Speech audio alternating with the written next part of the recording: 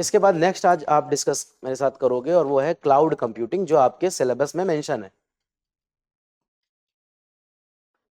First of all यहाँ computing लिखा हुआ है, कंप्यूटर नहीं है।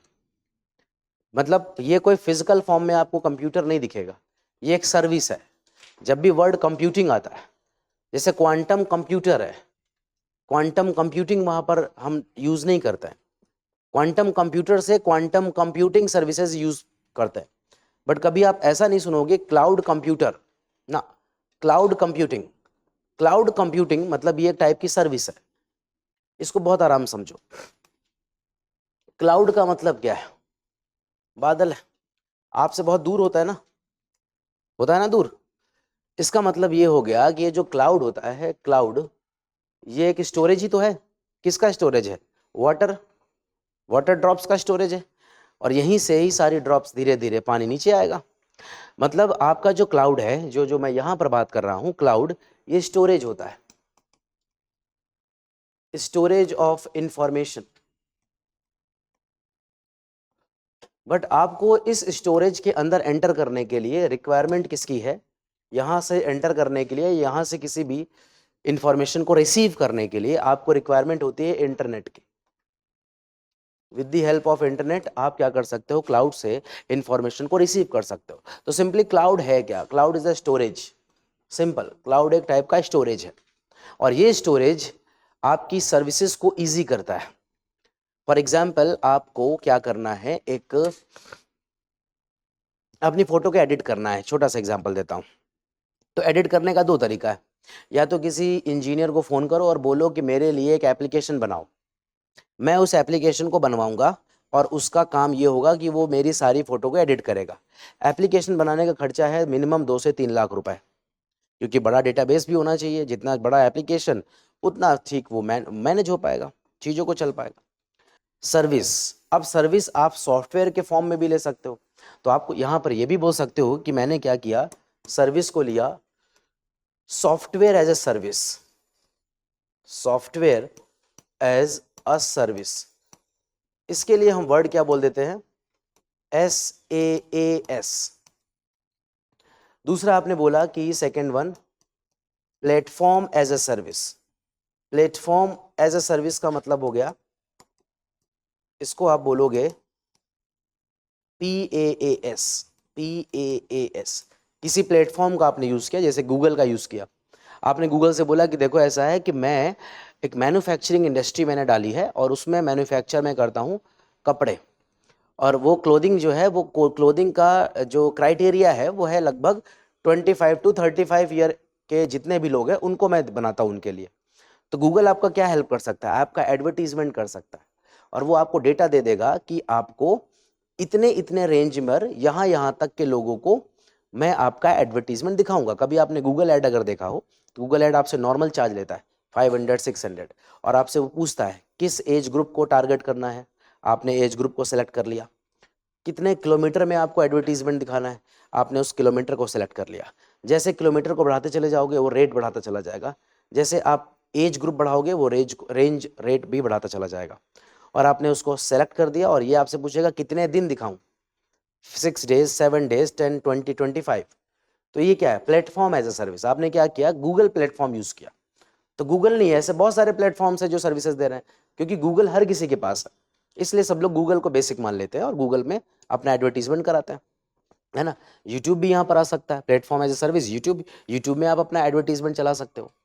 इसके बाद नेक्स्ट आता है और वो है आपके पास third one, which is known as infrastructure. Infrastructure as a service,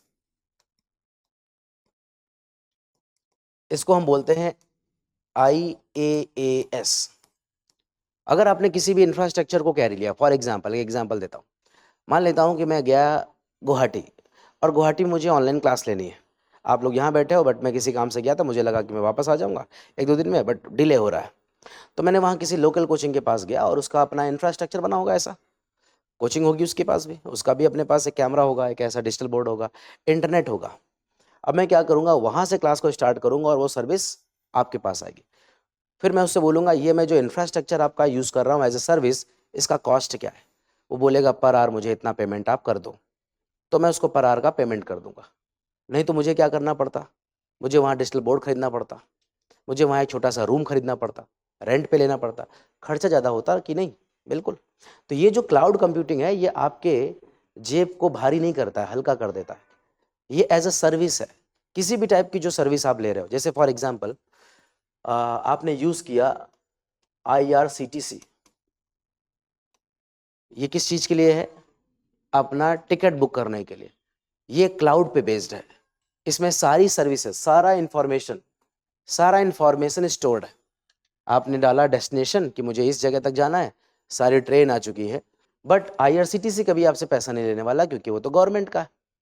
जैसे कि फॉर एग्जांपल आप सब लोग अपने अपने इंपॉर्टेंट डॉक्यूमेंट्स को एक गवर्नमेंट की फ्री एप्लीकेशन में रखते हो, और वो कौन सा है? Digi locker. डिजी लॉकर भी क्या है? Storage of information. समझ में आ रहा है? ये भी क्या है? क्लाउड है। अभी आपने कोविड के समय पर एक एप्लीकेशन यूज किया था, आरोग्य सेतु। ये गवर्नमेंट का था, ओपन सोर्स था। ओपन सोर्स का मतलब है जिस सबके लिए ओपन है, सीधे जाकर डाउनलोड कर लो। तो जितने भी आप ये एप्लीकेशंस यूज करते हो ना, वो सब क्या है? क्लाउड बेस्ड है, और आपका डेटा वहाँ स्टोर होता है। Facebook cloud, Google cloud, YouTube cloud. YouTube का क्लाउड सबसे बड़ा है, आपको कई जन्म लेने पड़ जाएंगे तब भी यूट्यूब के वीडियो खत्म नहीं होंगे। आप सोच सकते हो कि इनके पास कितना बड़ा डेटाबेस होगा। जस्ट आपको डाला है यूट्यूब, और यूट्यूब में इतने वीडियो पड़े हुए हैं कि आपको पूरा जीवन तो नहीं, ऐसे 10-20 जन्म और लेने पड़ेंगे, तब हो सकता है कि आप बोलो हाँ 50-70% मैंने वीडियो देख लिए। इतना बड़ा इनका डेटाबेस है। तो जितना बड़ा डेटाबेस उनका, उतना बड़ा डेटाबेस मैनेजमेंट सिस्टम, DBMS, उतने बड़े बड़े इंजीनियर्स, उतने बड़े बड़े उनके पैकेज, और उतनी बड़ी बड़ी सर्विसेज। तो क्लाउड है क्या है? Cloud as a service. But cloud की सबसे प्रॉब्लम क्या है? सबसे बड़ी प्रॉब्लम, आप बैठे हो अंडमान निकोबार में, क्लाउड जो बना होता है वो दो हॉट स्पॉट है क्लाउड के। फर्स्ट वन गुरुग्राम या नोएडा जो हब है, दूसरा जो आपका हब है वो बेंगलोर है।